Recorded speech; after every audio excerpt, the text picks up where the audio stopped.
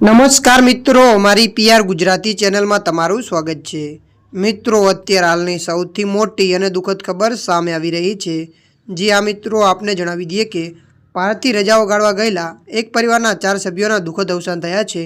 હૈદરાબાદનો રહેવાસી આ પરિવાર તેમની કારમાં મુસાફરી કરી રહ્યો હતો ત્યારે એક ટ્રકે તેમના વાહનને ટક્કર મારી હતી। મળતી માહિતી અનુસાર આપને જણાવી દઈએ કે જેમાં ચારેયના ઘટના સ્થળે જ મોત થયા હતા।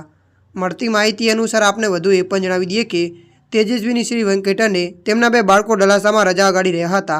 એન્ટાલાટામાં તેમના સંબંધીઓને મળવા પછી પરિવાર પરત ફરી રહ્યો હતો ત્યારે તેમની કારને અકસ્માતગ્રસ્ત થઈ ગઈ હતી। ત્યારે મિત્રો, અત્યારની આ દુઃખદ ખબર મળી રહી છે। ત્યારે મિત્રો, હાલ માટે આટલું। મળીશું નવી અપડેટ સાથે। જો તમને અમારો વિડીયો પસંદ આવે, લાઇક, શેર અને સબસ્ક્રાઈબ કરી નાખજો। ધન્યવાદ।